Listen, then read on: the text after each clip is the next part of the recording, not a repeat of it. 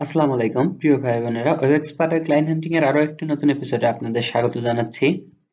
হতাশ এবং নতুন ফ্রিল্যান্সার ভাই বোনেরা যারা মার্কেট প্লেসে কম্পিটিশনের ভিড়ে হারিয়ে যাচ্ছেন, তারা মার্কেট প্লেসের বাইরে কাজ পেতে চান, তারা আমার এই ইউটিউব চ্যানেলের মধ্যে এসে যদি এই প্লেলিস্টটা ফলো করেন, এখানে অলরেডি 21টা ভিডিও পাবলিশ করে দিয়েছে। এখানে আশা করছি 100টা মতো ভিডিও আনবো, যার মাধ্যমে আপনাদের দেখাবো আউট অফ মার্কেট প্লেস কিভাবে ক্লায়েন্ট জেনারেট করা যায়, এবং প্রত্যেকটি ভিডিও ইউনিক হবে। সো এর জন্য আপনারা এই প্লেলিস্টটা ফলো করতে পারেন এবং চাইলে আমার এই গ্রুপের মধ্যে জয়েন হয়ে যেতে পারেন। এখানে আপনাদের জন্য আমি পোর্টফোলিও এবং মেসেজ টেমপ্লেট রেখেছি, এবং যদি কোনো সমস্যা হয়, কোনো সাপোর্টের দরকার হয়, আমাকে এই পেজের মাধ্যমে নক দিতে পারেন। ইনশাল্লাহ আমি আমার সাধ্যমতো চেষ্টা করব। তো আজকে আমরা আরেকটি নতুন মেথডে দেখব কিভাবে ক্লায়েন্ট জেনারেট করা যায় আউট অফ মার্কেট প্লেস থেকে। আর আজকে আমরা খুবই সিম্পল ওয়েতে ক্লায়েন্ট জেনারেট শিখবো। স্পেশালি ভিডিওটা হবে যারা লোকাল এসইও নিয়ে কাজ করেন, তাদের জন্য খুবই ইফেক্টিভ হবে। যারা লোকাল এসইও নিয়ে কাজ করতে পছন্দ করেন, লোকাল এসইও স্পেশালিস্ট আছেন, শুধু local SEO base service sales করেন, তাদের জন্য আজকের ভিডিওটা ডেডিকেটেড হবে। আর আমি আজকে যে মেথডটা ইউজ করব সেটা খুবই সিম্পল মেথড, এবং এই মেথডটা পূর্বে যখন আর কি এতগুলো আউটরিচ টেকনিক ফাইন্ড আউট হয়েছিল না, তখন অধিকাংশ এক্সপার্টরা যারা out of market place client generate করতো, তারা এই মেথডটা ফলো করতো।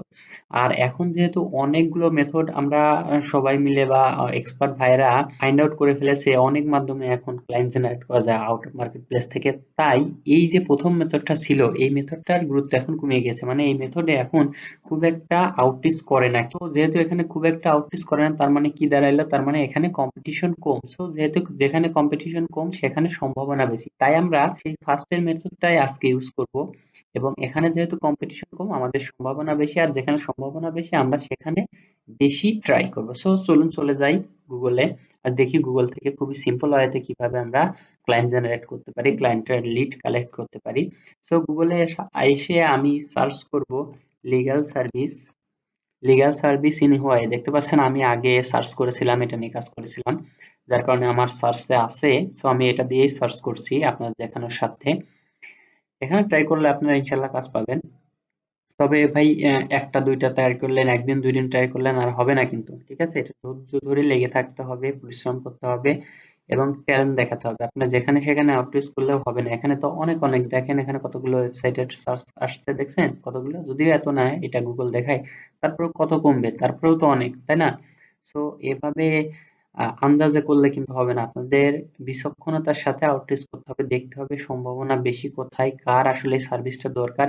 এগুলো কিন্তু আপনার একজন এক্সপার্ট হিসেবে এই ক্ষেত্রে কিন্তু আপনার এক্সপার্টাইজ থাকতে হবে, বুঝতে হবে কার আসলে সার্ভিসটা দরকার। এটা তো আমি ভাই এভাবে স্পেসিফিকলি বলে দিতে পারবো না, এটা আপনাকে আপনার মধ্যে এই অ্যাবিলিটিটা নিয়ে আসতে হবে, অর্জন করতে হবে। আর এটা একবারে আসবে না, আপনি করতে করতে বুঝতে পারবেন যে আসলে কার সার্ভিসটা দরকার।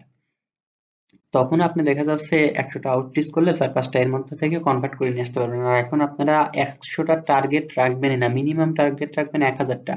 1000টা লিড যখন আপনার আউটরিচ করা হবে, তখন ওখান থেকে একটা আউটপুট পাবেন, এবং তখন ভাববেন যে 1000 লিড কালেক্ট করার পর আপনার অনেক এক্সপিরিয়েন্স হবে। তখন বুঝতে পারবেন আসলে কি ধরনের ওয়েবসাইট আমার আউটরিচ করা দরকার, বা কারা আমার পটেনশিয়াল ক্লায়েন্ট, তখন ভালো বুঝতে পারবেন, ঠিক আছে?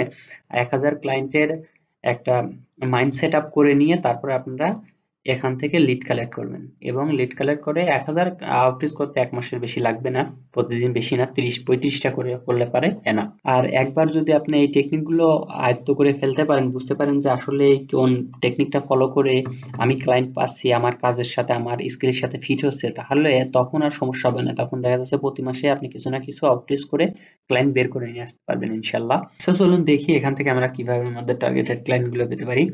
সো আমি এটা সার্চ করার পর এখানে প্রথমে যে সাইট গুলো আসছে, এগুলো নিয়ে আমরা কাজ করবো না। দেখেন প্রথমে স্পন্সর থাকবেই, এটা বাদ।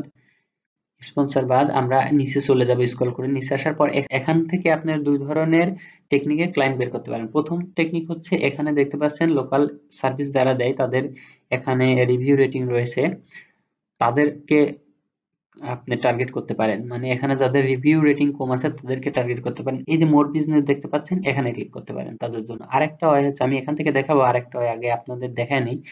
নিচে চলে আসবেন, একেবারে নিচে যত দূর যাওয়া যায়, মিনিমাম 4 নাম্বার 5 নাম্বার পেজে যারা আছে তাদেরকে টার্গেট করবেন।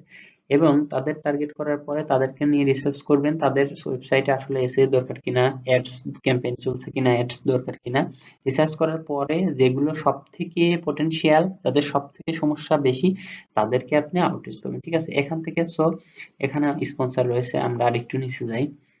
নিচে আসার পরে দেখতে পাচ্ছেন এখানে একটা সাইট রয়েছে। এটা গভ সাইট। গভ সাইট গুলো কখনো অ্যাড্রেস করবেন না, এটাও বাদ। আমরা আরেকটু নিচে যাই। দেখেন এখানে হোয়াই ডিসেবিলিটি লিগ্যাল .com, এখানে যদি আমরা যাই, এখানে যাওয়ার পর এই যে সাইটটা আছে, এই সাইটটা ভালো করে অ্যানালাইসিস করবেন। ঠিক আছে? দেখবেন এদের এসইও দরকার আছে কিনা। ফার্স্ট এসইও আমরা একটু দেখি, যদি তাদের এসইও সার্ভিস দরকার আছে কিনা। দেখতে পাচ্ছেন এদের এসইও অবস্থা খুব একটা ভালো না। আমি এখানে গুগল ইন্ডেক্স থেকে বুঝতে পারছি, কেননা তার মাত্র 52টা ইন্ডেক্স রয়েছে, পেজ ইন্ডেক্স রয়েছে টোটাল। এখানে আসার পরে দেখতে পাচ্ছেন এর এসইও এর মধ্যে 2টা এরর রয়েছে, 7টা ওয়ার্নিং রয়েছে। আমি বিস্তারিত দেখাচ্ছি না, এগুলো আপনারা এসইও এক্সপার্ট হলে পারে এমনিতেই বুঝতে পারবেন, যার কারণে আমি বিস্তারিত দেখাচ্ছি না। এখানে মিনিমাম 3টা 4টা থাকলে পারে, তাহলে আপনারা এদেরকে আউটরিচ করবেন। 2টা আছে, 2টাতেও করা যাবে। আরো যদি অডিট করেন অনেক ইস্যু বেরোবে।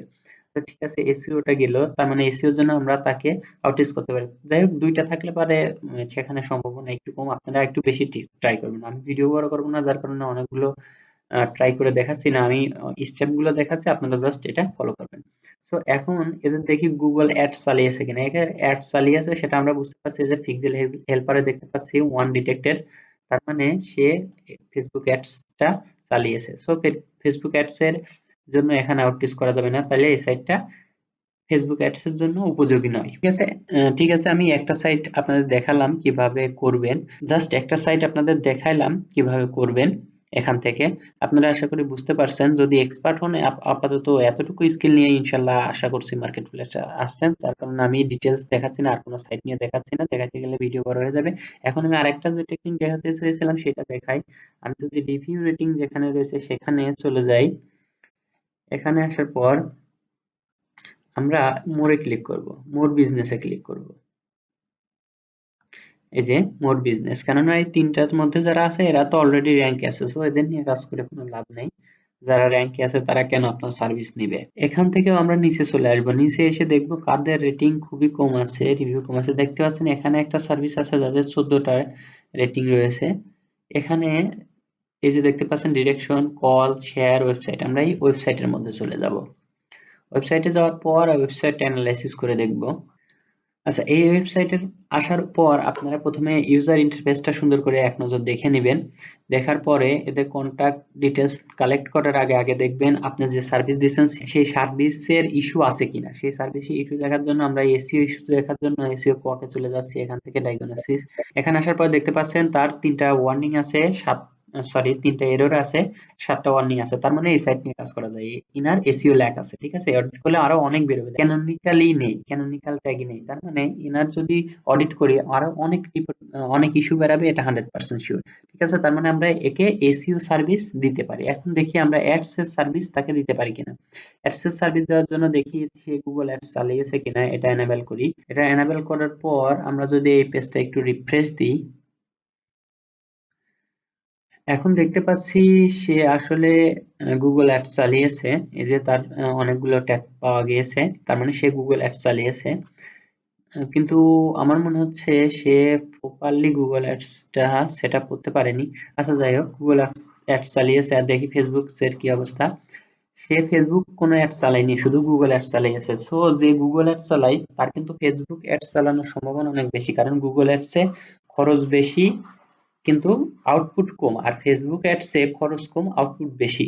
তার মানে ফেসবুক অ্যাডস এর জন্য এই সাইটের ওনারকে আমরা মেল করতে পারি, আবার এসইওর জন্য কিন্তু মেল করতে পারছি, কেননা এসইও তেও তার ল্যাক আছে।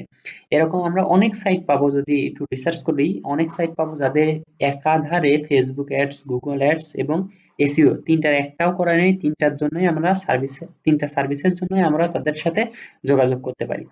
সো আমি আর বেশি দেখাচ্ছি না, আমি স্টেপ গুলো দেখালাম, আপনারা ইনশাল্লাহ বুঝতে পারছেন। আপনারা যদি সময় নিয়ে এভাবে দেখেন, 1 ঘন্টা সময় ব্যয় করেন, এখান থেকে আপনার 20টা 30টা ওয়েবসাইট বের করা কোনো ব্যাপারই না। আপনারা আপনারা একটু ট্রাই করলে পারে, হার্ডওয়ার্ক করলে 1 ঘন্টার মধ্যে 20 30টা ওয়েবসাইট ইনশাল্লাহ বের করে ফেলতে পারবেন। সো আজকের ভিডিওটা এই পর্যন্তই শেষ করছি। আবার দেখা হবে পরবর্তী কোনো নতুন একটি এপিসোড নিয়ে। তত সময় পর্যন্ত ভালো থাকবেন, সুস্থ থাকবেন এবং চেষ্টা চালিয়ে যাবেন। আল্লাহ হাফেজ।